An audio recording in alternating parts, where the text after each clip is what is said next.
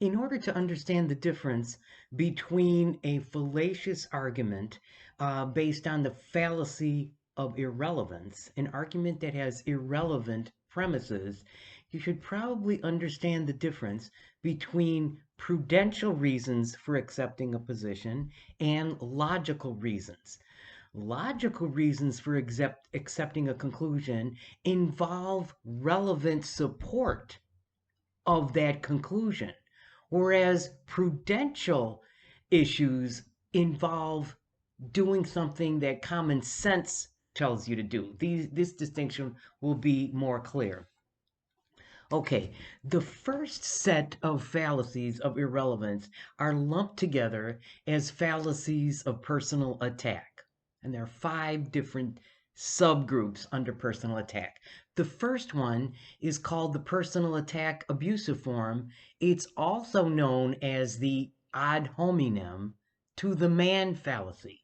And what's going on is that in the argument, there's an attack being made on a person's character in the premises. And then in the conclusion, there's an attack being made on the person's viewpoint or argument, which has nothing to do with the person's character. My example, John is a sociopath. His view that we should pull out the troops, the US troops from Iraq and Afghanistan, is false. Why? Because he's a sociopath. So, John is a sociopath. He believes we should get the troops out of get the U.S. troops out of Iraq and Afghanistan. Conclusion: A is false. We should not get the troops out of Afghanistan or Iraq. Now, if he's a sociopath, for practical reasons, you probably want to discount or bracket everything that he says, because if he's a sociopath, he's probably also a pathological liar. But what's relevant to whether we should pull our troops out of Iraq and Afghanistan could be looked at in terms of cost-benefit analysis. How many lives will be saved? What will happen in terms of stability of these two countries? What will happen in terms of rebel forces taking control? And of course, do we have a political interest in having troops in these two countries? But that the person that said we should pull them out is a sociopath is logically irrelevant to whether we should pull them out or not. What does follow from a premise that John is a sociopath? Well, I would say there is something that logically follows, and that would be it's a good idea to avoid him. It's a good idea not to be his friend. Help him out, lend him money, believe what he says. Those are logically related to his being a sociopath. Okay, second fallacy of what's called the personal attack fallacies. It's called the circumstantial or vested interest fallacy. That occurs when in a premise you say somebody, let's call her X, has a vested interest in a view, let's call that A. My example, Carolyn is a yoga teacher. She has a vested interest in the view that yoga is good for you. X, Carolyn, believes A, yoga is good for you. Conclusion, yoga is not good for you. Her view is false. Okay, so what it means to have a vested interest is to have a stake in the issue. A, is yoga good for you? And of course, she has a financial stake because if people believe yoga is good for you, they'll take her class. She's a yoga teacher. So, for practical reasons, you might want to discount what salespeople say about their products in general. But from a logical point of view, whether yoga is any good depends on its health benefits, its psychological benefits, its effect on balance, flexibility, your digestive system, breathing. It does have a lot of health benefits. Okay, here's another vested interest fallacy. Johnson and Johnson are the producer of opioids. I think OxyContin. A X Johnson and Johnson has a vested interest in A. Oxycodone works. OxyContin works. Conclusion: OxyContin doesn't work. Okay, so for prudential reasons, you might want to bracket or cast into question whether a sales pitch should be believed because of the salesperson's vested interest. But logically, what's relevant to whether the opioids are good products are whether they do the job they were intended to do, which has been to reduce physical pain. Okay, the critical reasoning for all the fallacies of irrelevance, or fallacies of relevance, whichever way, is that you must state the conclusion and then show what is relevant to the conclusion. Because if you just argue that yoga isn't any good because Carolyn says it's not any good. Carolyn says it's good. It would be illogical to go back and forth about whether Carolyn should be trusted as opposed to what the health benefits are of yoga. Okay, the next fallacy, genetic fallacy. The genetic fallacy doesn't have anything to do with genetics. It has to do with the word genesis or origin. So in this fallacy, a person is cutting down an argument, rejecting a viewpoint because its source is questionable. So the structure, the source X of argument A is questionable, therefore A is false. Okay, so here's an example. Chicken soup is good for the colds is an old wives' tale. Therefore, chicken soup is not good for colds. Okay, so old wives' tales are produced over time based on the experience of women who use folk medicine and a variety of different approaches, herbal approaches, and other types of protocols for health problems. And many of them are well grounded based on the experience of curing symptoms. With chicken soup being good for colds, it's pretty much known that hot liquids are good for colds because they relieve the symptoms. So it's not necessarily what's in the chicken soup, it's that it's a hot liquid that helps relieve symptoms like congestion of colds. Okay, here's another example. It was in Inquirer magazine that Trump has lost more money than he has made.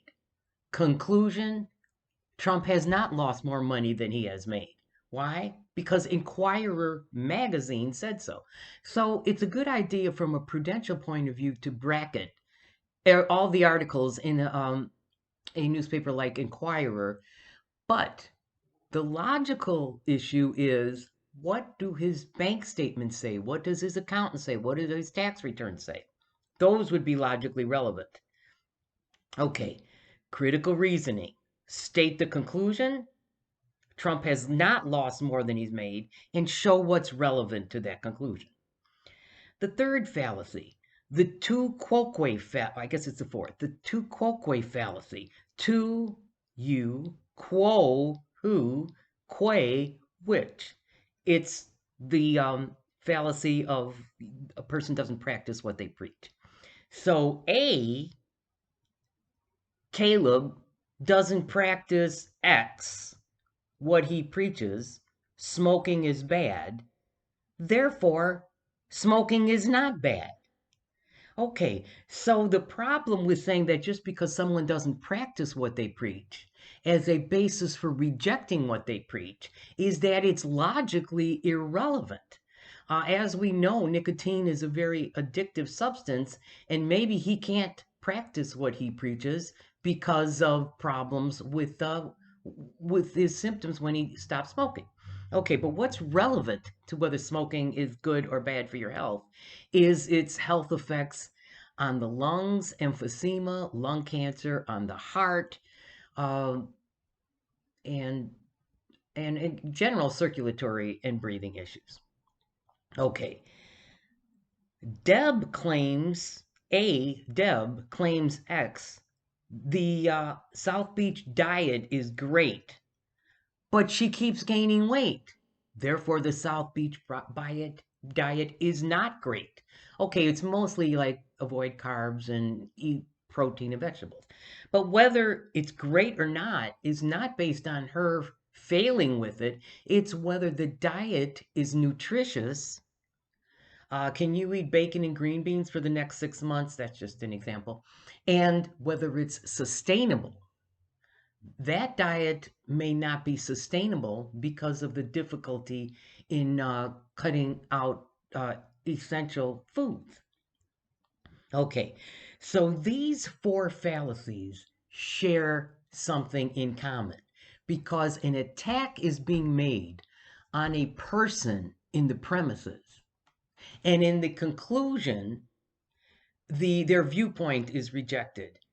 But their viewpoint has nothing to do with what's being said about the person in the premises. Compare that to the fallacies of appeal to authority.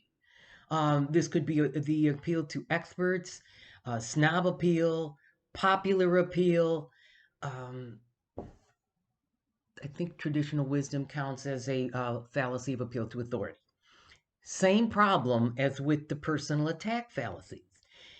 Here's the structure. A, an authority, believes X. Therefore, X is true.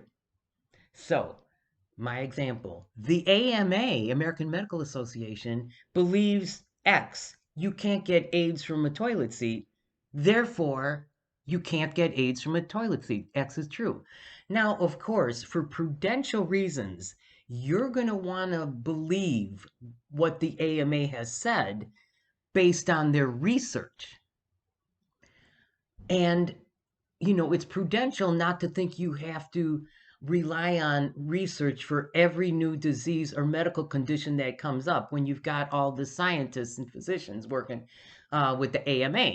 But what's logically relevant to whether you can get AIDS from sitting on a toilet seat is the nature of the virus itself. It can't survive outside a liquid, fluid medium.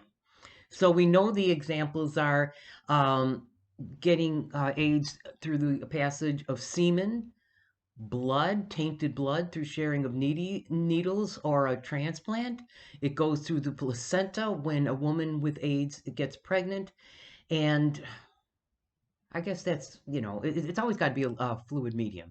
And so you can't possibly get AIDS from sitting on a toilet seat. Okay. Or what about this one? The Surgeon General claims vaping is dangerous to your health. Therefore, vaping is dangerous to your health. Well, for practical reasons, yeah, go along with what the Surgeon General says. But for logical reasons, that vaping is dangerous to your health has to be supported by research on the health effects. Again, probably primarily on the lungs. There's a group of fallacies that all relate to the problem of an emotional appeal being made in the premises. Now, the problem with the fallacy of emotive appeal for many students is that if an argument contains emotive language, they automatically write it off as the fallacy of emotive appeal. But that would mean that no one could say anything in support of an issue that arouses a certain emotion: fear, anger, pity, empathy, whatever. So these fallacies of emotive appeal, whether it's mob appeal or fear, pity, etc., these are fallacious arguments when they occur because what's being said in the premises is logically irrelevant to the conclusion. So, for example, if I claimed that the way the chicken industry raises chickens is deplorable, they're placed in these cages, they can never leave, they're shot up with steroids and growth hormones, and they have a very poor quality life as an animal.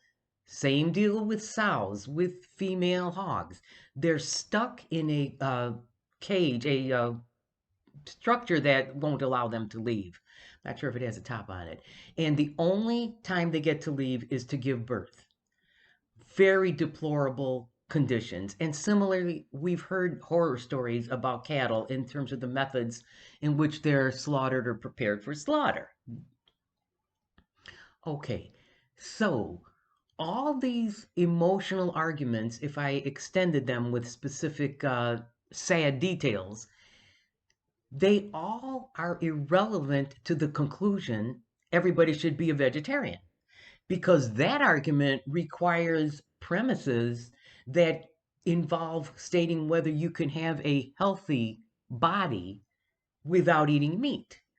It's not based on how badly we do animals in all these different industries.